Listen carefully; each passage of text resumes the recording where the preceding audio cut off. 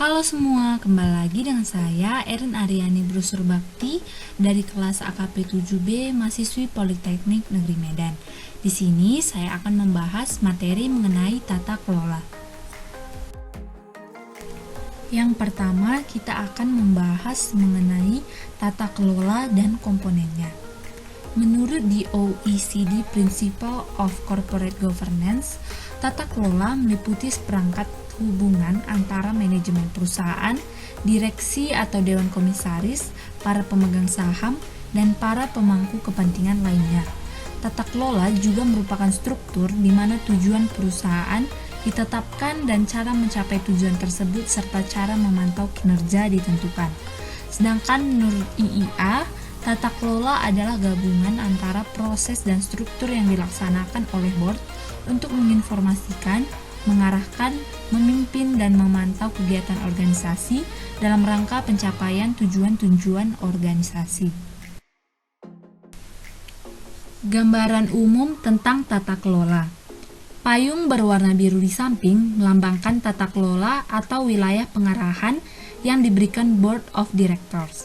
Board of Directors dalam sistem satu dewan mempunyai fungsi pengawasan serupa dengan Dewan Komisaris yang kita kenal.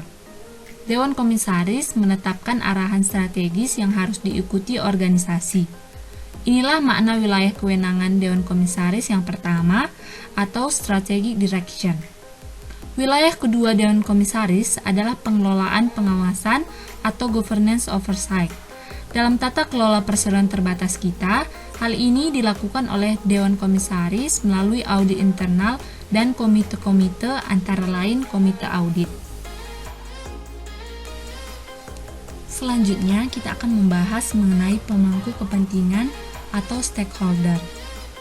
Pemangku kepentingan adalah seorang, satu kelompok, atau organisasi yang mempunyai kepentingan atau kepedulian dalam suatu organisasi. Pemangku kepentingan dapat mempengaruhi atau dipengaruhi oleh tindakan, tujuan, dan kebijakan organisasi. Tidak semua pemangku kepentingan mempunyai kedudukan sejajar. Para pelanggan berhak mendapatkan pelayanan yang adil dari perusahaan, namun mereka tidak mempunyai hak yang sama dengan karyawan. Beberapa jenis kepentingan. Yang pertama, para karyawan, yaitu mereka yang bekerja pada perusahaan dan karenanya mereka terlibat langsung dalam kegiatan usaha. Para karyawan mempunyai kepentingan langsung dalam kelangsungan dan suksesnya perusahaan. Yang kedua, para pelanggan atau customer. Mereka laksana darah yang menghidupkan perusahaan. Mereka menentukan suksesnya perusahaan dari mereka membeli barang ataupun jasa. Yang ketiga, para pemasok barang dan jasa atau vendor. Mereka mempunyai kepentingan langsung dalam perusahaan yang mereka layani.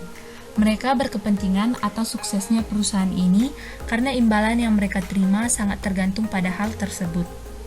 Yang keempat, para pemegang saham, yaitu orang yang telah membeli atau mengambil bagian kepemilikan perusahaan. Mereka tidak terlibat dalam kegiatan sehari-hari, namun sangat berkepentingan. Yang kelima, regulator, yaitu lembaga-lembaga pemerintah yang mempunyai wewenang mengatur dan mengawasi perusahaan. Contohnya, otoritas jasa keuangan di bidang keuangan dan pasar modal. Yang keenam, lembaga keuangan atau kreditor, yaitu pihak yang memberi kredit atau pinjaman. Mereka mempengaruhi struktur pinjaman dan erat hubungannya dengan para pemegang saham yang memengaruhi struktur pemodalan perusahaan. Setelah perusahaan mengidentifikasi siapa saja pemangku kepentingannya, langkah berikutnya ialah menentukan apa kebutuhan dan ekspektasi mereka. Karena kepentingan yang berbeda, para pemangku kepentingan ini mungkin saja mempunyai ekspektasi yang berbeda pula. Dewan Komisaris perlu mempertimbangkan keanekaragaman ekspektasi ini, misalnya dalam aspek pertama, keuangan, yaitu meliputi penghasilan per saham, tingkat likuiditas, penilaian atas kemampuan membayar utang, hasil atas investasi, ketersediaan modal, paparan perpajakan, kelemahan-kelemahan yang signifikan dalam bidang keuangan, dan transparansi mengenai hal-hal yang perlu diungkapkan. Yang kedua, kepatuhan, yaitu meliputi litigasi, aturan perilaku etis, pelanggaran di bidang keselamatan kerja dan lingkungan, perintah atasan untuk menghentikan pertengkaran, investigasi oleh aparat penegak hukum, denda, dakwaan, dan penahanan karena pelanggaran hukum. Yang ketiga, operasi ataupun kegiatan perusahaan, yaitu meliputi tujuan perusahaan yang berhasil dicapai, pemanfaatan aset secara efisien, perlindungan terhadap aset, perlindungan terhadap karyawan, perlindungan data dan informasi, dan proteksi terhadap masyarakat di sekitar perusahaan. Yang keempat, strategis, yaitu meliputi reputasi, kelangsungan hidup korporasi, semangat kerja para karyawan, dan kepuasan pelanggan. Dengan pembahasan stakeholder dan ekspektasi mereka di atas, Dewan Komisaris dapat melaksanakan tanggung jawab governance-nya dengan pertama, mengangkat suatu komite tata kelola. Ini bisa merupakan komite baru atau ekspansi dari suatu komite yang sudah ada. Komite ini harus terdiri dari independen direktor, yakni mereka yang bukan anggota direksi. Yang kedua, menegaskan persyaratan mengenai pelaporan ke direksi atau Dewan Komisaris. Direksi mendelegasikan wewenang untuk menjalankan perusahaan kepada manajemen.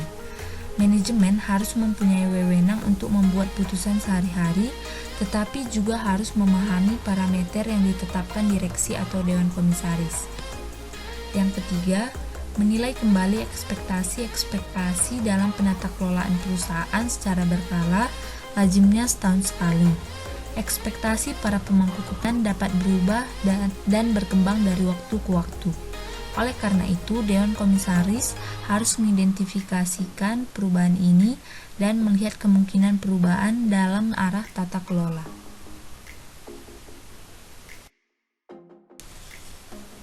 Manajemen senior atau direksi. Manajemen senior atau direksi merupakan suatu tim pada jenjang manajemen tertinggi yang mempunyai tanggung jawab harian mengelola organisasi yang dikenal sebagai perusahaan atau korporasi. Untuk melaksanakan tanggung jawab tata kelolanya, manajemen senior harus pertama, memastikan lingkup pengarahan dan kewenangan dipahami sepenuhnya. Yang kedua, mengidentifikasi proses dan kegiatan di dalam organisasi yang merupakan bagian yang tidak terpisahkan dari arahan tata kelola yang diberikan Dewan Komisaris. Yang ketiga, mengevaluasi pertimbangan-pertimbangan bisnis lain untuk membolehkan delegasi wewenang ke tingkat manajemen yang lebih rendah selain yang sudah didelegasikan Dewan Komisaris. Yang keempat, memastikan terkumpulnya informasi yang cukup dari para pemilik risiko untuk mendukung syarat-syarat pelaporan kepada Dewan Komisaris. Selanjutnya, pemilik risiko. Pemilik risiko adalah orang yang bertanggung jawab untuk memonitor risiko-risiko yang ada di bawah tanggung jawab mereka dan mengambil tindakan yang tepat atau memberikan tanggapan terhadap risiko jika risiko itu terjadi. IIA mencatat tanggung jawab para pemilik risiko sebagai berikut. Pertama, menilai apakah kegiatan-kegiatan ERM telah dirancang dengan baik agar bisa mengelola risiko terkait di dalam batas toleransi yang ditentukan manajemen senior. Yang kedua, menilai kemampuan organisasi secara berkelanjutan dalam melaksanakan kegiatan ERM. Yang ketiga, menentukan apakah ERM yang sekarang berjalan bekerja sesuai dengan ERM yang dirancang. Yang keempat, melaksanakan kegiatan pemantauan sehari-hari untuk meyakinkan apakah anomali, hal-hal aneh, dan penyimpangan dari ekspektasi diketahui secara tepat waktu. Yang kelima, memastikan bahwa informasi yang dibutuhkan manajemen senior dan Dewan Komisaris sudah akurat, siap tersedia, dan disampaikan kepada manajemen senior secara tepat waktu. Kegiatan assurance. Kegiatan assurance dapat dilakukan secara internal oleh auditor internal dan komite audit, dan eksternal oleh kantor akuntan publik atau auditor eksternal. Kelompok internal yang paling lazim memberikan jasa assurance adalah para auditor internal di dalam kelompok satuan pengawas internal. Kegiatan audit internal harus menilai dan membuat rekomendasi yang tepat untuk memperbaiki proses tata kelola perusahaan untuk pertama, membuat keputusan strategis dan operasional, yang kedua, mengawasi manajemen risiko dan pengendaliannya, Yang ketiga, mendorong etika dan nilai-nilai yang tepat yang dianut oleh perusahaan. Yang keempat, memastikan pengelolaan kinerja organisasi dan akuntabilitas yang efektif. Yang kelima, mengkomunikasikan informasi tentang risiko dan pengendaliannya kepada unit-unit terkait dalam organisasi. Dan yang terakhir, mengkoordinasikan kegiatan di antara dan mengkomunikasikan informasi kepada Dewan Komisaris, auditor eksternal dan internal, pemberi jasa-jasa assurance lainnya, dan manajemen. 8 unsur tata kelola yang baik menurut Governance Pro adalah: pertama, hukum adalah panglima. Tata kelola yang baik harus dilandasi kerangka hukum yang adil yang dilaksanakan oleh lembaga regulator yang tidak memihak untuk perlindungan para pemangku kepentingan. Yang kedua, keterbukaan. Transparansi atau keterbukaan berarti informasi harus disampaikan dalam bentuk dan media yang mudah dipahami, harus tersedia dengan cuma-cuma dan dapat diakses secara langsung oleh mereka yang terkena kebijakan dan praktik tata kelola dan segala akibatnya, dan setiap keputusan yang diambil beserta pelaksanaannya adalah sesuai dengan ketentuan dan aturan yang ada. Yang ketiga, responsiveness atau tanggap. Tata kelola yang baik mewajibkan organisasi dan proses-proses yang dirancang untuk melayani kepentingan terbaik para pemangku kepentingan dalam waktu yang layak. Yang keempat, orientasi pada konsensus. Tata kelola yang baik memerlukan konsultasi untuk memahami kepentingan-kepentingan yang berbeda di antara para pemangku kepentingan agar tercapai kesepakatan mengenai apa yang terbaik untuk seluruh kelompok pemangku kepentingan dan bagaimana hal ini dapat dicapai dengan cara yang berkelanjutan dan penuh kehati-hatian serta bijaksana. Yang kelima, kesetaraan dan keikutsertaan. Organisasi yang memberikan peluang kepada para pemangku kepentingannya untuk mempertahankan, meningkatkan, atau secara umum memperbaiki keberadaan mereka akan menyampaikan pesan yang tidak terbantahkan mengenai alasan eksistensinya dan nilai-nilai yang diberikannya kepada masyarakat. Yang keenam, efektif dan efisien. Tata kelola yang baik berarti bahwa proses yang dilaksanakan organisasi untuk menghasilkan hasil terbaik bagi para pemangku kepentingannya dan memanfaatkan sebaik-baiknya segala sumber daya manusia, teknologi, keuangan, sumber daya alam, dan sumber daya lingkungan yang ada padanya. Yang ketujuh, akuntabilitas. Akuntabilitas adalah prinsip dasar dari tata kelola yang baik. Siapa yang bertanggung jawab untuk hal apa harus didokumentasikan dalam pernyataan mengenai kebijakan organisasi. Yang kedelapan, partisipasi.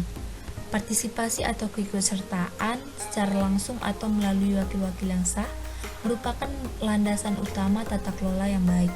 Partisipasi harus diberitahukan atau diumumkan secara luas dan diatur, termasuk kebebasan berpendapat dan kepedulian yang sungguh-sungguh terhadap kepentingan terbaik organisasi dan masyarakat secara umum.